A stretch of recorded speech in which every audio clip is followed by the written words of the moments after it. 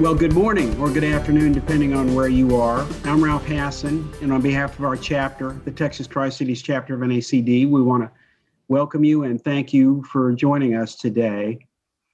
If you've heard any news this week, you're already well aware that a year ago today, George Floyd was killed in Minneapolis.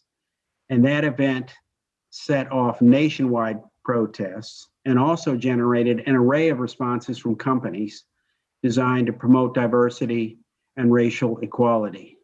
And then this year, January 6, 2021, we had the Capitol insurrection, this absolutely stunning invasion of our seat of government, which likewise generated an array of responses from companies and from business groups, this time aimed at supporting the peaceful transfer of power. And some of those responses were, as we'll hear today, quite clear and quite powerful. And then this spring, we've had companies drawn into debates across the country regarding voting rights and LGBTQ rights. So over just the past short period of time, all these events and all these responses, and all these events and all these responses coming on the heels of the endorsement of stakeholder capitalism by Jamie Dimon and the Business Roundtable in 2019.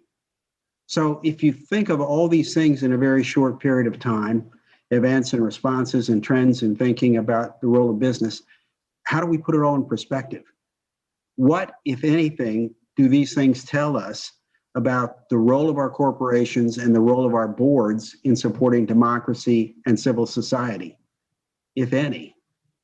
We're not going to give you answers today, but we are going to work our way through a lot of questions. And by the way, some of those questions will be yours. In the bottom of your menu bar, in the menu bar at the bottom of your screen, right in the middle, is a Q&A module. You can submit questions for the panel at any time, and the panels will be taking those questions at the end of the session.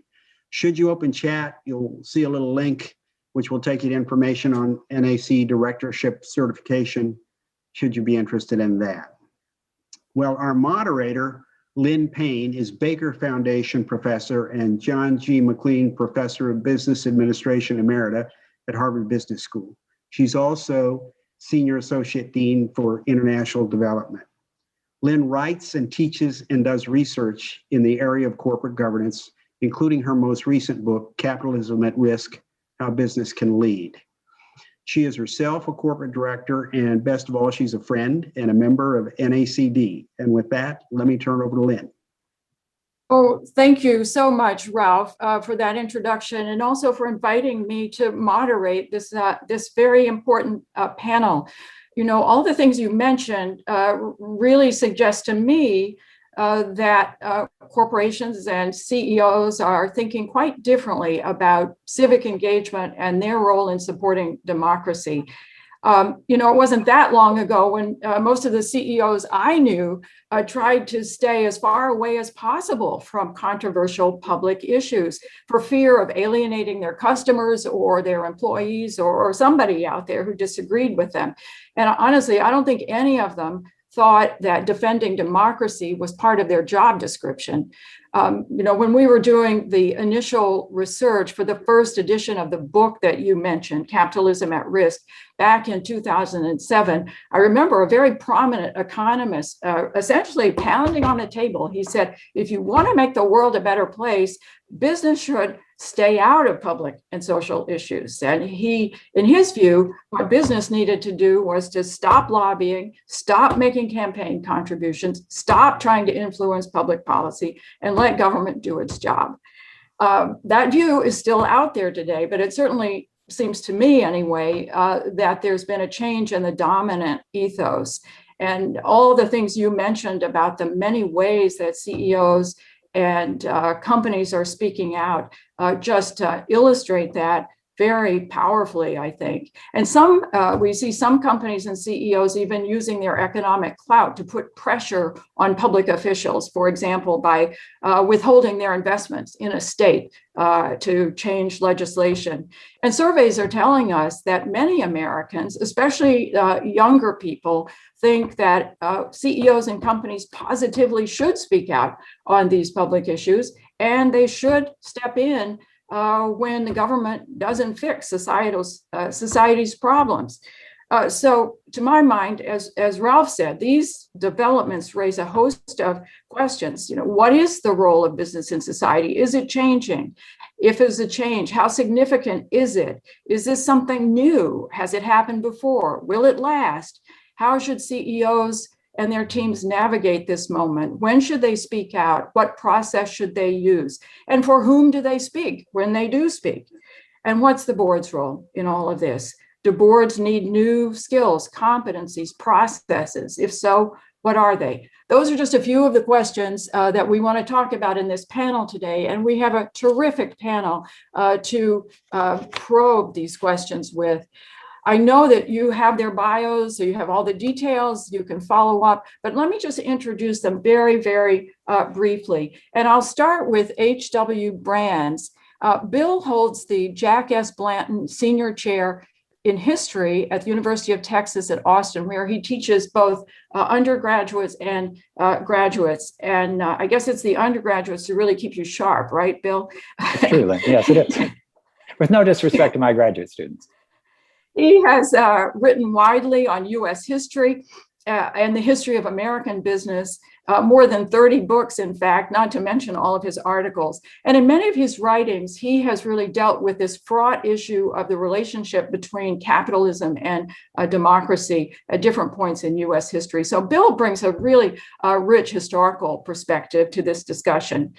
We also have as a panelist Walter Robb. Walter is a principal at Stonewell Robb Advisors. He's a former CEO of Whole Foods Market. He's also a venture investor in food and agriculture companies, the next generation of those. And he's a longtime proponent of conscious capitalism. Walter also serves as the director of several companies, including Tilray, which I think is formerly Afria, Union Square Hospitality Group, and Appeal Sciences, among others. Walter brings a wealth of business experience in all of these roles and many years of thinking and acting on the role of business and society. And our third panelist is Suzanne Vautrinot. Zan is president of Kilovolt Consulting, a cybersecurity strategy and technology firm. She's also a retired Major General of the U.S. Air Force, where she had 3 decades of experience in space and cyber operations. Zan is currently a director at Wells Fargo, CSX, Ecolab, Parsons Corporation, and Battelle Memorial Institute. Like Walter, Zan brings a wealth of experience, firsthand experience on the issues that we're talking about today. But she also brings a very unique perspective that comes from her background in the military and an understanding of both the public and the private sectors. So it's a wonderful panel to tackle our topic. And let me just tell you, our game plan is pretty simple. I'm going to put a question to each of our panelists, and they will each take no more than 5 minutes to respond to that question. Then we'll have some discussion with the panel as a whole, some interactive discussion. And in the final segment, we'll come back to the questions from you. And you'll be able to submit those through the Q&A module, as Ralph mentioned. And we have to wrap up, and we'll wrap up promptly at 12:30 Central and 1:30 Eastern time. So that's the lay of the land. That's how we're going to proceed. So I thought we might start just by asking Bill to help us put this current moment in historical perspective. So, Bill, you've written about the relationship between capitalism and democracy over the course of American history. Is there anything new here? Is the role of business changing? Do you see a shift in the relationship between capitalism, democracy, business, and politics? Is there historical precedent? Let me hand it over to you. Sure, thanks, Lynn. Yeah, there is new stuff, but there's also a lot of old stuff. And to get a grip on this, I want to show 3 snapshots of the development of the relationship between business and government. The first one starts in the 1790s, the first decade of America's existence under its Constitution. And there were a group of New Yorkers who wanted to start a bank. One of them was Aaron Burr, who would go on to fame and infamy.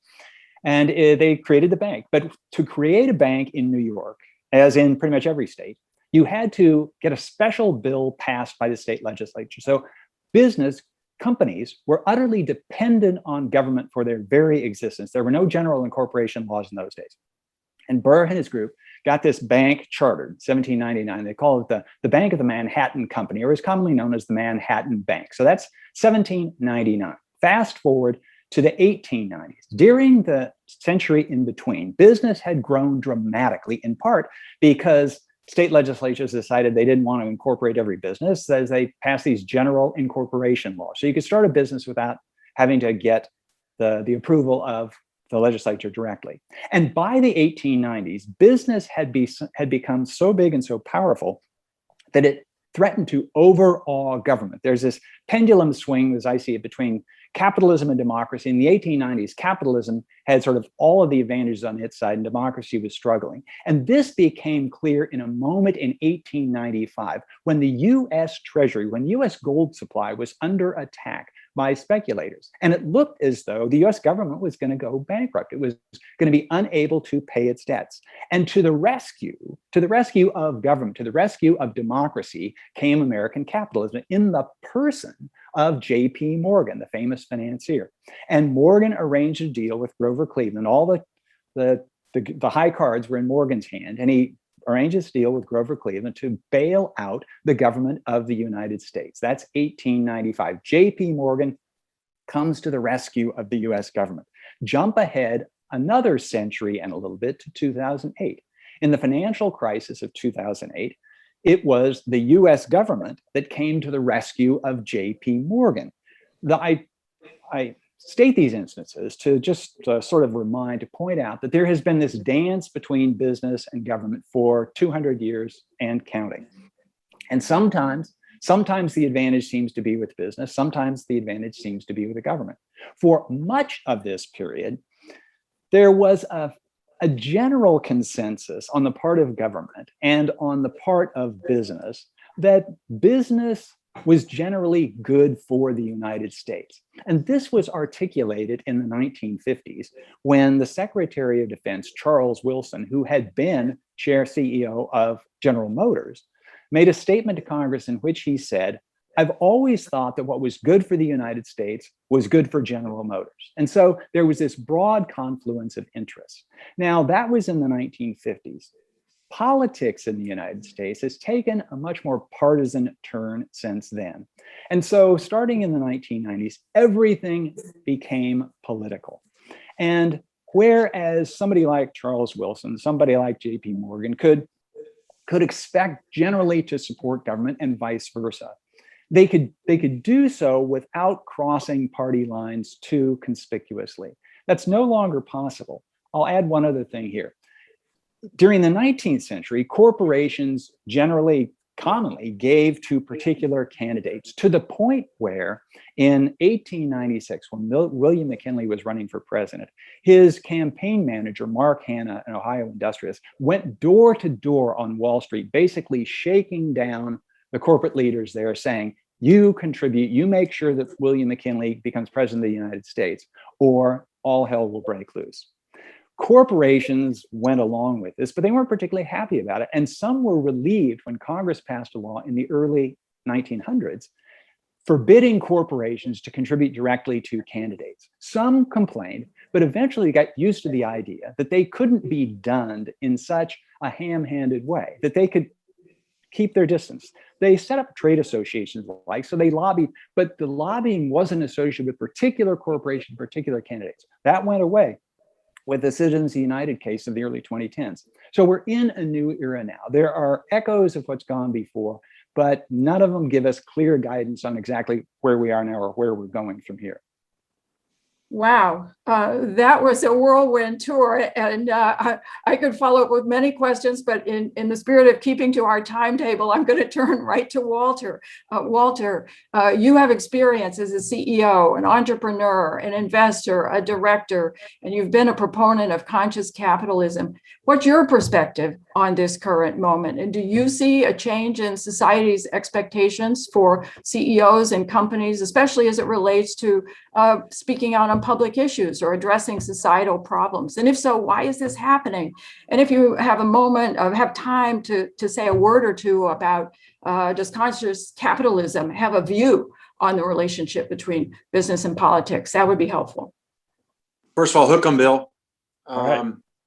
Yeah, and I thought actually he was going to quote Herbert Hoover in 1928, who said the business of America is business. But I think the theme of this dance between government and business is really good. You think back to the New Deal and FDR, who now, by the way, hangs in the president's office, the portrait of him, and the outsized role that the government played in those years to bring the economy back through the course of spending on the war, et cetera.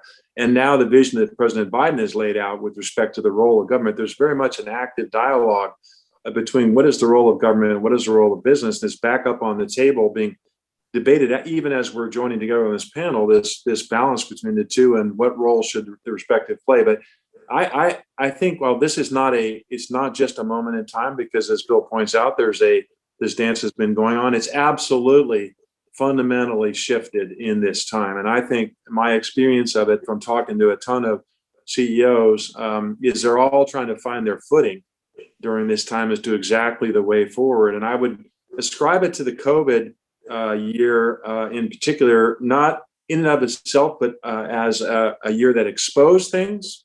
That is to say, the disparities in civil society that have reached a level to where Jamie Dimon himself has to write as a CEO statesman about, gosh, how did we get to this place that with all these things exposed? I would describe it as an accelerant in terms of raising the consciousness and awareness of people about the situation we find ourselves in civil society. And I would raise it as an aspirational moment where people have begun to say, we can do better with respect to creating a more inclusive, equitable, sustainable society, both as citizens, but also for the planet as a whole, obviously with the discussion around climate. So what I see in all of that is that while no one's landed on exactly the right formula, there's no question, and you have a new generation of customers, having been in a retailer all my life, almost 35 years, we have three generations of customers. We have the boomers, Bill, myself, and others are boomers. We have the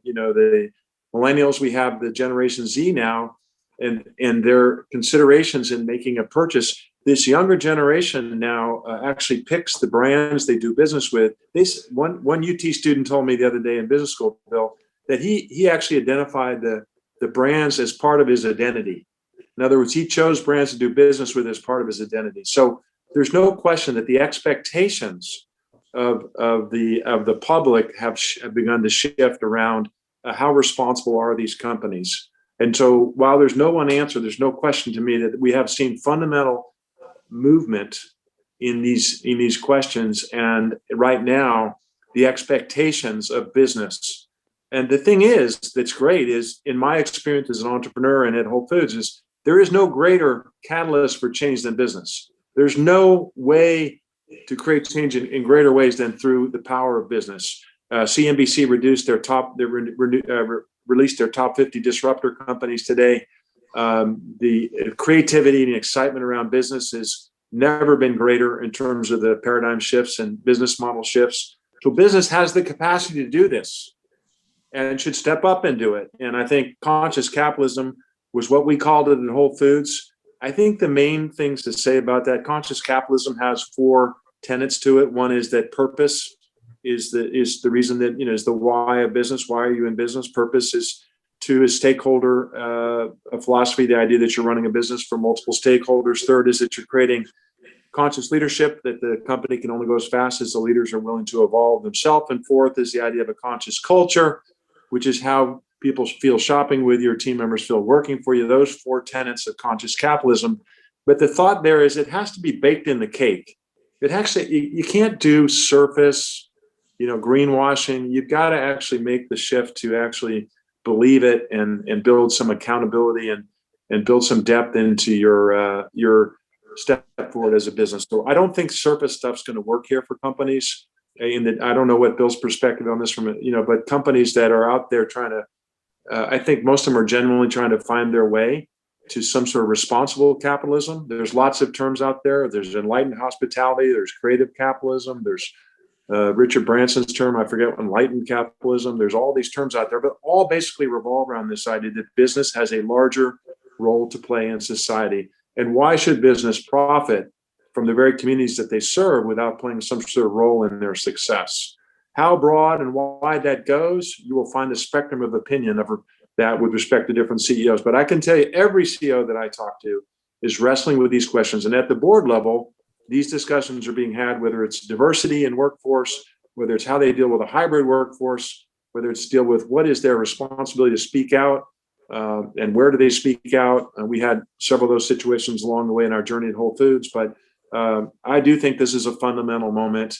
I think it's best understood in historical perspective, but I also respect the fact there's things happening now that just haven't happened before.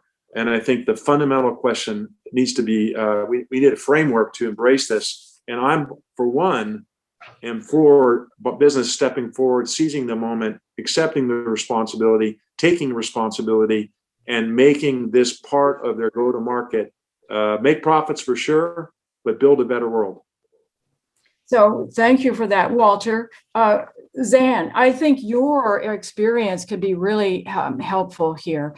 As I said in the introduction, you're on the board of Wells Fargo, and Wells Fargo was one of the companies whose CEO spoke out against the violence on Capitol Hill on January 6th. And Wells Fargo was also a company that paused its PAC contributions in the wake of those events.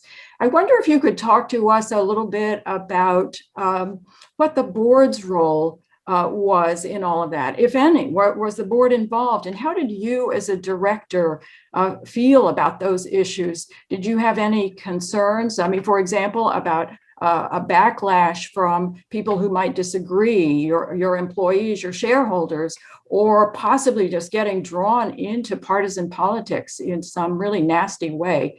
Maybe could you speak to those issues? Of course. And Lynn, thank you for the privilege of being with all of you. For anybody that's watching, you can see that I'm privileged to be sitting with great minds in both the historical and the current thinking in this area. So what I'd like to do is share with you a little bit about the journey and maybe help you be a fly on the wall as we were being good corporate citizens. To Walter's point, there's a recognition that things are changing. And I think it's a great sense in this nation that not only do you have a responsibility, but we have a history of being agile and of being flexible in, as Bill pointed out, in what our roles are and what our responsibilities are. So for Wells Fargo, and we've been through the ringer, as you all know, over the last few years. And so the natural tendency is to be on the defensive and to be silent. And we had to go through an epiphany that said, let's be responsible and very specific about who we are and how we think about our stakeholders, as well as our stockholders and our nation. So when the statement was put out, and to be clear, the board did not contribute to the statement directly. We all received it immediately before it went out, and we could have called Charlie or Bill Daley immediately if there had been an issue, but frankly, there wasn't, because there had already been a conversation about who we are and what our values are, to Walter's point. I'm going to read you a couple of pieces of the statement because I think it's pertinent to answering Lynn's question. What Charlie said was, the behavior in Washington, D.C. today is unacceptable and completely undermines who we are as a nation. I urge an immediate end to this violence. He went on to say, I encourage our leaders to come together to address the divisions in our society, ensure faith in our system, and respect the electoral process. We must now all work together on the pressing issues and challenges we face.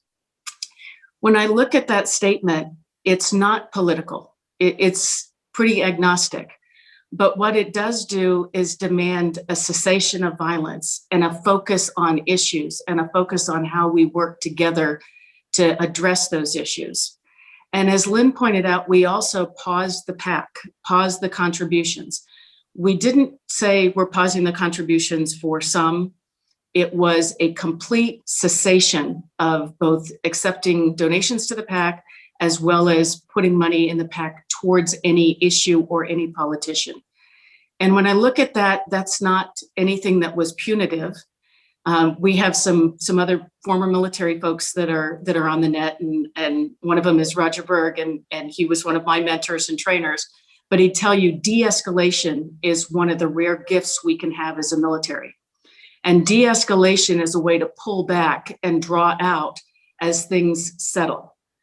And I think that was part of our contribution to stepping back and helping things settle and being part of a conversation in a different area. It'd probably be helpful to know that for Wells, we have a corporate responsibility committee that actually looks at these kinds of things both in advance and in real time. And that committee has a stakeholders group that advises it, meets once to twice a year. And those are not stockholders. These are major stakeholders across the nation. So this wasn't the first time these conversations had been discussed, but there was a big shift as we had new leadership, as Charlie and the new team came in. And that shift, I think, is evident in the statement and in the actions and any number of other things you see. That's not different, though, from a number of the other companies that I work with. The only difference was what did they prepare to say versus what did they publicly address with aggressiveness. So, for example, CSX had a similar statement, but they chose to do it as a statement that would be a response if asked. And in the same way, in that statement, it said that CSX's employee PAC has a process and will continue to follow that to evaluate political support based on numerous positions, actions, and policies. So it was a restatement of how that PAC is used and how it would be assessed. Parsons did a very similar assessment. They had a statement that was ready, but their statements were internal and the calls were internal to a lot of its employees who happened to be in the Washington, D.C. area, and the headquarters is in Washington, D.C. So to Walter's point, proximity matters and things that affect you directly. So a lot of those conversations with the employees were about their safety and the expectation on their behavior and how the company was going to support them in this instance. So that's kind of a walkthrough. There are different ways that the companies are going to come forward, whether it's internally with town halls and with conversations with our employees, and whether it's a public exclamation. But nevertheless, that is a reflection of the company and good citizenship.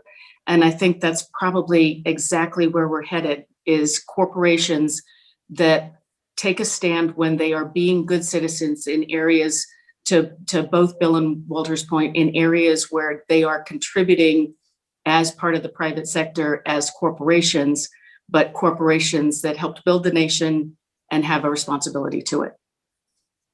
Thank you so much, Zan. It sounds like Wells Fargo is really far along in its thinking. So I wanted to open this up to the whole panel and come back to this question. You mentioned it, Walter, and Zan, you mentioned it, of like, when do you speak up? If you're a CEO and you really haven't really studied this territory the way you all have, how do you think about when to make a statement? Or there's so many issues out there and you have so many pressures on, Bill talked about those pressures, and there's risk if you do, risk if you don't. So do you have a framework? Do you have some guidance? Maybe Walter, let me toss this over to you to start us off on that. No, I really appreciate what Zan's saying. I was just nodding because, part of what you're realizing is this is also coming from inside the company up. I mean, during Black Lives Matter and all that, I could tell you the pressure within Whole Foods was monstrous on the executive team to issue statements, and on the board. Well, when we were public, after we sold Amazon, obviously we didn't have a board, but the Amazon board, but the pressure was monstrous from within. So it's not like they're two separate worlds. You're getting messages from both directions. And if you're on a board, you're certainly expecting to pay attention to both of those things. I think the temptation is the guidelines are, you can't boil the ocean. I mean, we were getting requests, and whether it was at a shareholder meeting or all the time, to save raccoons in Australia and, zebra, and, these things we can't do. They're not in our domain. And while they're important things to people and important to the world, I think you've got to put some boundaries around where you have some presence, some participation, some domain expertise, some responsibility. I think the second thing is timing. John and I learned this lesson on one time when we had a situation, some of you may remember, in New York City with food safety, and we were too slow in responding. I think you've got to respond in a timely fashion. Today's world of social platforms, you've got to have a proactive plan In our case, we had 3 levels, 3 tiers of response depending on the situation. You've got to be timely in your response. People expect you to engage in a timely manner. So I think that's the second criteria. And I think the third thing is you've got to be authentic and accountable. You know, if you're just saying stuff, it's not going to wash out there anymore. People are diving deep. They can see what's being said. And that means you got to speak. To not speak isn't really an answer. You can say, what Wells Fargo, what Van shared was very measured. Van said was very measured, very thoughtful. It was a contribution to the conversation. Some people say, hey, you didn't say enough or whatever. But the point is you have to determine what's authentic for your individual company. It has to be authentic, and it has to be something that you're willing to be accountable for. It doesn't matter what you say if you don't follow through. And I think with these things like diversity and other issues that are there, what's most important is that you commit to something that you can actually do, and then you actually commit to communicating about your progress. That's what people can hold you accountable for. And that'll be different for different companies depending on where they are. But I think, so the rules of the road are don't boil the ocean, focus in, to be timely, and third, be authentic and accountable. Those would be my thoughts on that question, Lynn. What do you think, Bill? I want to second what you said, Walter, about the change in generational expectations. I've been teaching long enough to see the generation of my children come through, and now almost the generation of the age of my grandchildren to come through. And their attitudes are very different. So there was a slogan that was used during the Black Lives Matter protests of last summer that said, silence is violence. I thought that was an extreme version of a sentiment that actually wasn't even generally accepted 30 years ago. If you just hadn't spoken, you hadn't spoken. No comment was actually no comment. But we've reached a point where with the 20-year-olds today, the 30-year-olds today, you have to speak out. If you don't speak out, then it is presumed that you are taking a side anyway. So you might as well speak out and let the world know what side you're on. So the idea of business generally saying we don't comment on politics, it's probably gone by the board, at least for a generation. It may return. It may turn out to be so unworkable for boards and CEOs to figure out, what do I have to talk on? What do I have to say? That they're just going to try to make it go away. Now here, I'm going to draw a parallel to something that's striking. It strikes me as very interesting, an occupational group that is not required to speak out today when it was expected to speak out a century ago.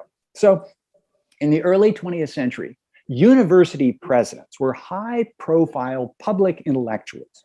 And if you were president of the University of Texas, you were president of the University of Chicago or Yale or Harvard or wherever it was, you were expected to have a public profile and to have positions on public issues. Sometimes that worked really well for the university presidents. Woodrow Wilson became president of the United States after being president of Princeton. But since then, and I think in large part because universities became more dependent on private contributions, on endowments, and so that the presidents didn't want to ruffle any feathers, they've stepped away from the limelight. So it would be hard to tell for most university presidents whether they're Democrats or Republicans. They take a very nonpartisan view. Now, in the corporate world, somebody as recently as Michael Jordan was able to stay out of politics while he was playing. And he's said to have said, well, you know, Republicans buy tennis shoes too. And that was an acceptable position 30 years ago. It doesn't wash anymore. How long it won't wash, I don't know. And I have a hunch that we'll get back to that moment where you can leave your politics at the corporate door, but it won't be for a while yet. And of course, for people who are on boards today, you have to deal with what the situation is today. 25 years from now might be different, but the hard part is figuring out what to do tomorrow. So let me follow that up. Zan, let me come back to you. Do you think you really have to speak out? I mean, we have a question that's come in saying, really, isn't silence a better strategy at times, given how partisan everything is? But maybe a slightly different version of that question. I've noticed that most of the comments you all have made and the CEOs and comments I've looked at, they try to stay nonpartisan, right? To stay, not to take sides in politics. And like a good example, I think, is when Ken Fraser stepped off the former President Trump's manufacturing council after Charlottesville. And he was reflecting on that. He said, you know, I didn't see that as Republican or Democrat. to me, that was a question about basic American values. And the whole idea of one group claiming supremacy is just inconsistent with the idea that all people are created equal. So if people talk about basic human decency, our fundamental pre-political institutions, or our values of our company, can you stay neutral? Can you stay out of the political fray and still make these statements? Yeah, and so staying out of the fray is not the same thing as staying out of the conversation. So even though I'm a military person, and so I used to describe myself as a political agnostic by profession and an independent by registration. And that was because you can have an opinion and you have a deep desire to support the nation, to be of service. And sometimes that service is your voice, but you recognize that nobody cares what Zambotrano thinks, they care what General Votrano thinks. And so recognizing that you are representing something greater. So along those lines, to answer the question, let me channel Doug Baker, who until January was our CEO and chairman, and is now our executive chairman of Ecolab. And he would say, is it germane? Because if it's germane to the company and to the employees of the company, you have a responsibility to both them and to the people that you're serving to actually engage. And yeah, there's risk in that behavior, but there's risk in everything we ask our CEOs and our C-suites to do. We ask them to assess risk and to make sure that they are addressing it appropriately and consciously and not accidentally backing into a problem. So if you're going to address it consciously, in this particular case, I kind of like to use the 3 Ps. What is the proximity? And I don't just mean physical proximity, but certainly in Charlotte, if we're talking about use of bathrooms, that is proximate to not only the community that you are serving in, but also your employees. In the same way that if it is proximate to how you are dealing with this situation. So Doug Baker was dealing with, and now we're on the anniversary, but the responses in Minneapolis, St. Paul, because they are headquartered in Minneapolis, St. Paul.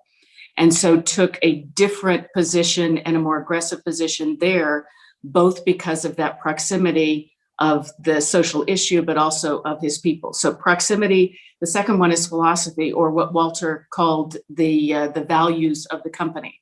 What is our philosophy with regard to environment, or with regard to social justice, or with regard to violence or guns or any of those things? What is our philosophy, and how does that manifest itself in how we provide a service or provide consumer goods or provide consulting to senior officials? All of the things that we do as corporations gets tied up in that. And then the last one is process.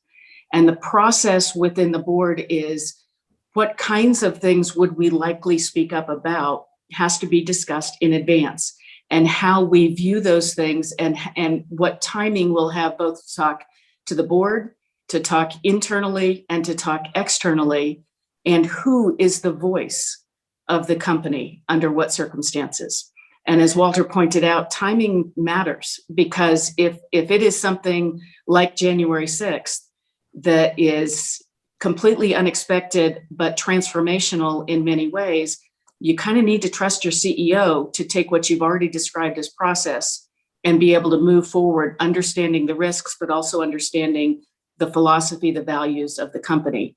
And that's an active responsibility, not a defensive crouch that says, be silent. Yeah. You know, I hear all of you saying you have to engage, you need to have a process, you need to have a set of principles, you need to have this discussion in advance. But I want to take just one more minute to kind of push back a little bit, because there is emerging a kind of criticism of this movement and pushback toward it. Even over this weekend, I read several articles. And, you know, one of the principal criticisms is that these CEOs are not elected officials. They don't have any formal accountability to the general public, to the citizenry. On whose behalf are they speaking? What gives them the right to speak? And the other dimension of this is, on whose behalf are you speaking? Is it the CEO's personal opinion? Is it the employees? Is it the customers? Is it the shareholders? Is it the board?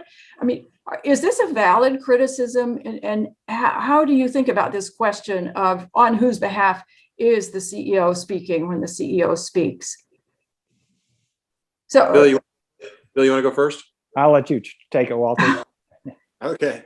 Well, I mean, it starts again. I love the points that Zan is making, because I think the point here is that you should be having these discussions as CEO and board long before the moments arrive, right? I mean, in terms of, we've all seen what happens when Elon Musk goes out there, untethered, and the board's got to circle back around and put it together, or, and these moments come fast. And so some discussions ahead of time about what are the rules of the road here.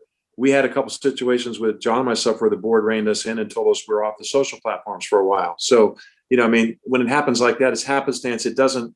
Well, I think the question is also reputational risk for the brand today. And I think so, on whose behalf, if you have a stakeholder model in your DNA, like Whole Foods did, then we would state that we have a responsibility to all of our stakeholders in building the business, not just our shareholders, right? So we're building for all of our stakeholders. Therefore, we speak and we do our very best to represent all of them in the decisions that we make. And we also have reputational risk in the sense if we're not there to kind of continue to be the voice of the brand or the voice of the company that people trust, particularly if those are our values. I think you do. And we found that to be true when we didn't speak on an issue that was of importance to our community. We got a lot of negative criticism, reaction about, where are you? You're supposed to be the leaders out here and you're not speaking. You're not giving us a point of view. We look to you to do that. And we learned that people expected us to take that responsibility seriously and provide leadership in our space around the various issues. So on whose behalf? I mean, first of all, if you're an American citizen, you have the fundamental right to speak. That's in the First Amendment. And with respect to on whose behalf, so I think then it's really a question of the quality, the timing, the things we've spoken about, how you speak. If you just go off, chattering away without any reference to anything, I think that's irresponsible. But if you're following some of these sort of guidelines that we've kind of hashed out together in the last 15 minutes, I think that's appropriate. And you're speaking on behalf of a company who the expectations of customers today and the general public is that you're going to have some participation in this dialogue about the dance between government and society that Bill was talking about, and that you're going to do that responsibly, but that you have a role to play. And I know there's people like Harvey Golub out there that put an article in the Wall Street Journal saying CEOs should never speak. I think what we're saying is, at least for me, the moment has changed where that's just not true anymore. The question is not, should you speak? The question is, in what sort of measured way should you speak? And for me, each CEO has to find, each company has to find their way to the right answer for that. So what do you think, Bill? Yeah, so I would like to actually, first of all, respond a little bit to what Zan said about the issues need to be germane to the mission of the company, the group. And I think that's really important. But I would point out that there's mission creep and there's germane creep, because we might all agree that, okay, the results of elections ought to be honored. But once you start down that path, then the question is, okay, well, can we reform voting rules in Georgia or Texas or Massachusetts or Nebraska or wherever? And once you've taken the position that we're going to speak out on this, then presumably somebody's going to ask you, what's your opinion on that? And I think it'd be well advised to come up with some very strict rules of what we speak on and what we don't. But it's very hard to enforce those rules if you get really close to this. So that's one aspect of it. And here I'll point out another historical thing. Until the 1990s, it was possible for lobbyists in Washington to contribute to both Republican and Democratic candidates. And that was just standard. And the idea was you give to the campaigns, it means you get a foot in the door, they answer your calls, whoever gets elected. And that was just the way the world went.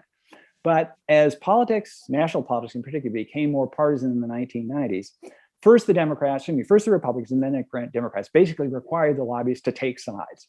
And so you were a Republican lobby group or you're a Democratic lobby group.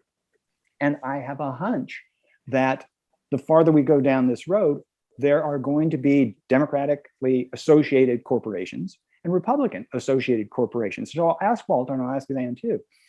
Is this a position that corporations, boards of corporations, are willing to consider? Say, okay, most of our customers are Democrats, most of our customers are Republicans. and we just live with that? Or can you still say, we want to sell whatever we sell to everybody, regardless of politics? Have we crossed that Rubicon yet?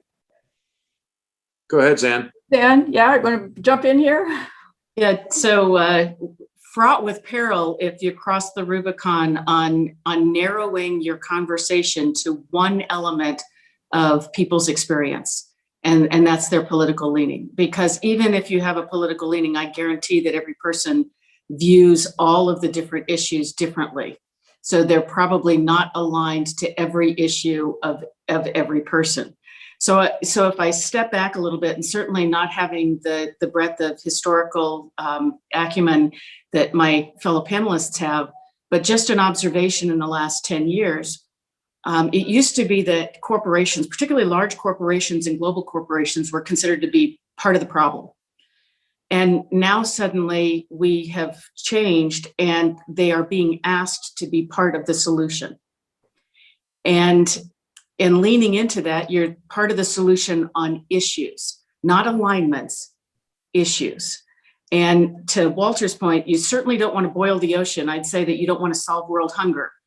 But what we're being asked to do is get dinner on the table in certain areas that matter to our constituent. And the constituents for us are not those that elect us. They're those that are part of our entity. So they're going to be, yes, the stockholders, but also all of the team members and all of the stakeholders and the partners, all of the folks that you work with in doing the business, because nobody does it alone. That's a pretty large representative group. And so it requires that the corporation in the face of the CEO, and certainly in the oversight and responsibility of the board, is very cognizant of being asked to play that role, and to play that role in a way that doesn't pick sides, but contributes to solutions. Yeah, I think I was going to add to that, Lynn, just that you take a CEO like Mark Benioff at Salesforce, who's been very vocal out there, and has actually even written a book. Mark has, he's a friend, about the charismatic CEO, and he's taken very strong stands on a more inclusive, equitable society. He's supported ballot initiatives in San Francisco, where he lives, and he seems to be, that's his reputation, and his business powers on, right? So that seems to be the persona of the company. I think, it's to Bill's point. I think this is the slippery slope question, because very quickly you can get into places where you don't particularly have any domain expertise, and you're starting to weigh in on things that's beyond the pale. And we knew anytime we said anything that we were going to tick off some of our customers, right? Some went left, some went right. You could argue most Whole Foods customers went left, but there were certainly plenty that went right. And so you do risk alienating some, and we certainly heard from them no matter what we said. But when we stuck to the things where we had some brand authority and we had some brand presence and some leadership responsibilities, typically that's where we spoke, and that our feeling was that we had a responsibility to do that on behalf of all of our stakeholders. So I think, in the end, what comes down here is, first and foremost, is the individual company's own actions with respect to these things. In other words, what are you doing in your own company to address these things? Before you're out there talking about the world in general, are you actually doing it yourself? Are you actually building, are you actually taking steps to build a more inclusive, sustainable, equity company in your own company? And are you practicing what you may be out there speaking, or is your speaking getting out ahead of what you're actually individually doing? I noticed in the news today, there's a new coalition of businesses that are now lobbying against President Biden's the tax program. So now that's a whole different level of engagement that these companies have chosen to do, to come out to speak on this broader question. That's not something that we typically did at Whole Foods. But I think we very much, starting with that first step of where is your Rubicon, and B, what are you doing yourself in your own company as a board or as a CEO to actually make these things happen? And from that place, you have some strength to speak on whether it's health insurance or whether it's on food access or whatever the issue may be, from a position of actually investing in, contributing to, and thinking about the solution that you're suggesting might be applicable to the broader world. So Lynn, can let I me- ask that Yeah, when sure, go ahead. Walter said, when you speak, and I just want to say that the tone, how you speak, is probably equally important. So leaders should avoid blame, certainly name calling, use of anything inflammatory or undermining or self-righteous. And so I think part of it, but what both Bill and Walter are saying is when you speak, that tone and how you speak is really important when you're doing it as a representative of your corporation. Yeah, we've had a few questions come in from the audience, and so I want to shift a little bit to what specifically is the board's role in all of this. And again, I sort of reference some of the commentators on what's going on have said, if the company is straying far from what its actual core business is, then the board needs to approve or ratify what the CEO is doing. And I also would reference the Business Roundtable statement back in August 2019, when a number of directors were quite upset that their CEOs had signed this statement without any discussion with the board, without any approval by the board. So what do you see as the board's role here? When does the board need to get involved, and in what way should the board get involved?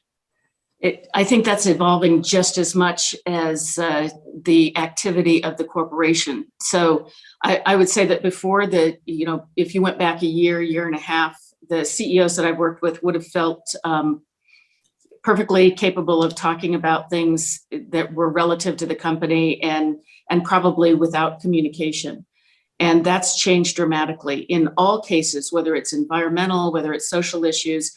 Those are discussions in the executive session at the board level, in general about the philosophy, the vision of the company, what kinds of things are going to matter to our sustainability as an effective corporation in the future. Those are all discussions that happen up front.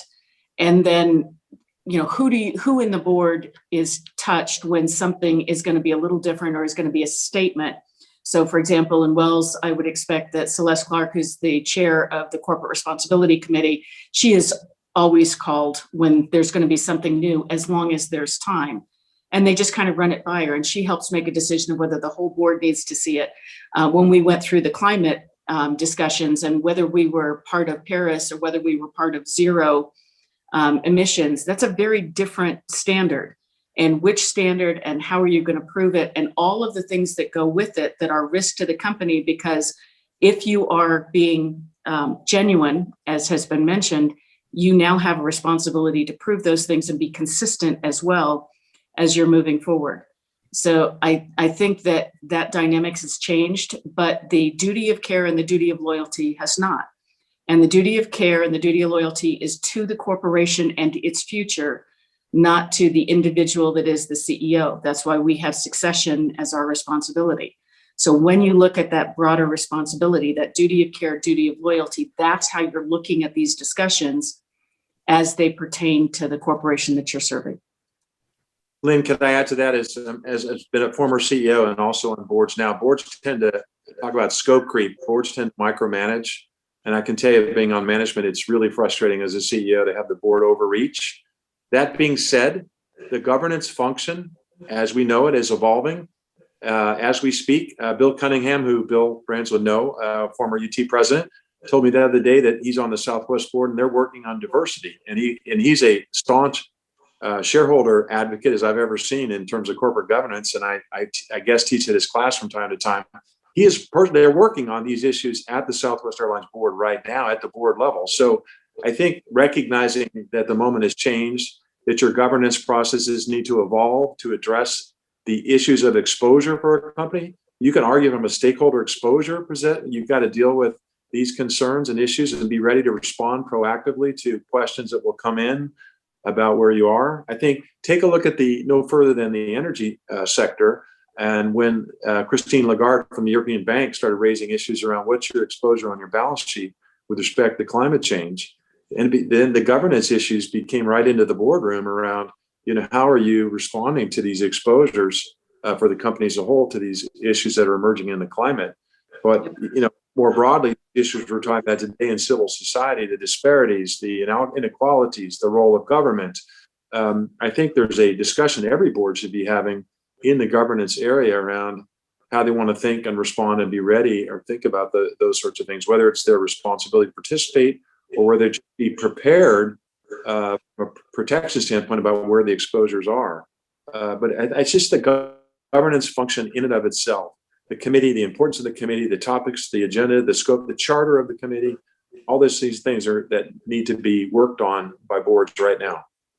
Yeah. And Walter, your comment raises the very important point that we don't have time to discuss, which is that shareholders are getting more active on all of these issues as well, with proxy proposals relating to political spending and even some of these statements. So that also is going to be feeding into the governance process.